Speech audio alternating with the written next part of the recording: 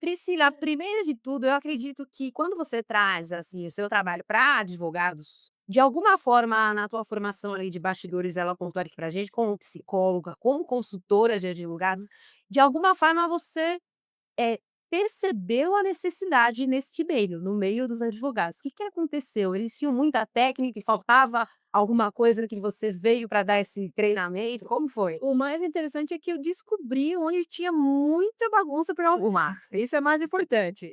Eu sou psicóloga, né, e certamente estou no meio correto, que são os advogados, porque eu trabalhei numa multinacional.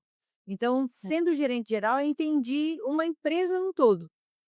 E aí, a hora que eu entendi aí, principalmente a área dos advogados, eu falei: acho que dá para agregar as 2 coisas, fazer com que os escritórios entendam que eles também são uma empresa". É mais ou menos essa a ideia, né, dentro da minha consultoria. Então, é poder ajudar os advogados, as advogadas a ter uma vida mais leve, que é o que eu procuro, entregar, né, porque para que que a gente trabalha tanto? Essa é a ideia. Qual é o objetivo de se trabalhar tanto para viver estressado, viver sem horário, viver final de semana com o computador e o filho brincando, às vezes, muitas vezes rodeando ali, né, a mãe e tal. Então, qual é a lógica se eu não consigo ter uma organização fluida dentro do meu escritório? Então, basicamente o meu trabalho é fazer com que o advogado, através de procedimentos, identificação do que de por que acontecem os incêndios, onde começou, tudo tem uma causa, né, não é só o cuidar do sintoma e: "Ah, manda o funcionário embora", contrata outro, ele vai fazer igual, porque quem está no comando? Quem Exato. está no comando é que precisa corrigir, Sim, tá, falou entende? de um ponto muito importante. Sim, É, o escritório como uma empresa. Nós nos formamos e sabemos que somos advogados. Somente isso. exato. Mas não conseguimos enxergar o escritório como uma empresa. E eu fiz muito essa analogia olhando para dentro. Meus pais tiveram comércio, trabalhamos muito tempo juntos. E no comércio você tem toda uma estrutura. Pode não estar escrito, mas você sabe quem faz o quê. Porque o balconista, ele não pode ser o confeiteiro, ele não pode ser o padeiro.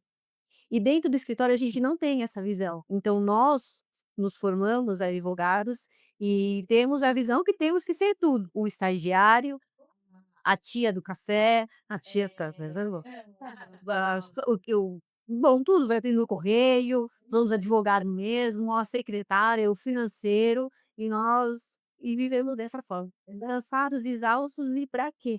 E por isso que chega para cima para apagar um incêndio, como ela disse, porque e é muito bom também na formação como psicóloga, porque você não cuida só do escritório, né, Priscila, acaba cuidando do advogado no modo geral. Não tem como, porque eu sempre costumo, trazer muito assim, que os advogados eles compram tudo.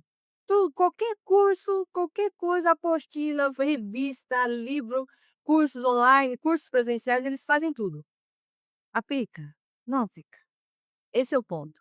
Então, quando a gente começa a pensar na gestão do escritório, é importantíssimo que a gente consiga trazer, de certa maneira, uma clareza do que arrumar. E óbvio, quem vai arrumar não sou eu. E olha que interessante, as pessoas falam assim: "Mas ué, tô te contratando para você me ajudar". Sim, mas não é para ficar dependente de mim, porque uma hora eu posso ir embora. E se eu for embora, você não vai saber cuidar da sua casa de novo? Ótimo, você entende?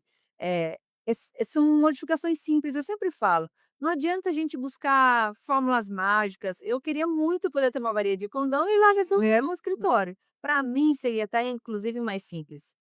Só que não é assim que funciona. Todos os dias uma empresa tem problemas diferentes. Todos os dias tem problema com o funcionário, tem problema com o cliente, tem problema dentro do próprio processo jurídico. Porque são seres humanos, né. Então é um erro, Então, assim, exato. como psicóloga, eu cuido do advogado para que o advogado cuide do escritório. Existe esse equilíbrio, precisa, na verdade, existir. É importante que exista o equilíbrio entre a vida pessoal e a vida profissional. Quando os advogados entendem que o escritório nada mais é que um meio de realização pessoal, isso muda a configuração. Eu não preciso viver para trabalhar de fato.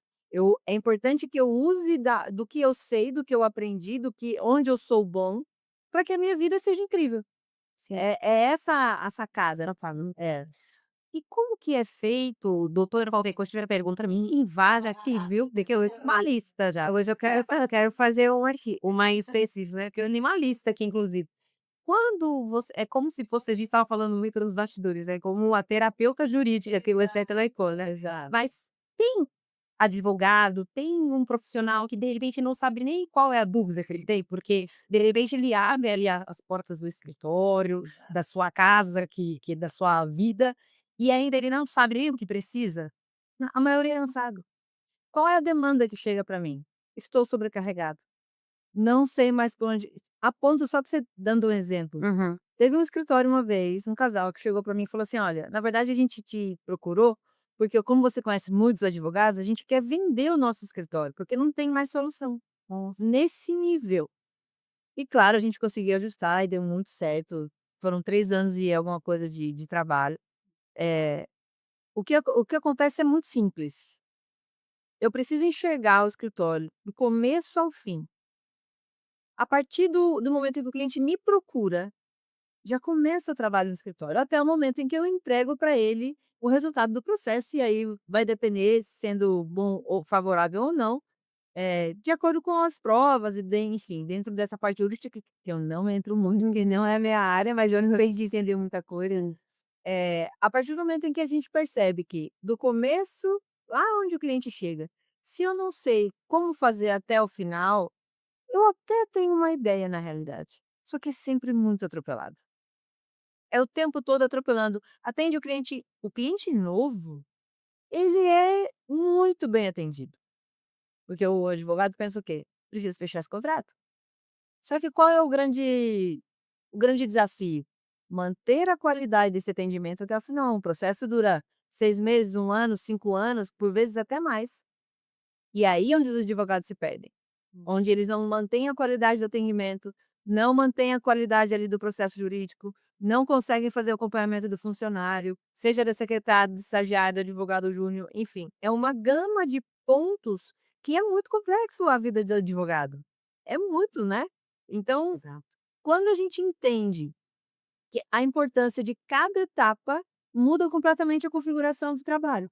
Sim, ela falou uma coisa bem interessante, que o advogado compra muito curso, muito livro e vai estudar bastante. E é verdade mesmo, eu tenho 4 pós-graduações e eu tenho uma pasta gigantesca de certificados de tudo quanto é cursos, porque na verdade eu acho que chega num momento que a gente acha que não sabe nada e tem que estudar cada vez mais.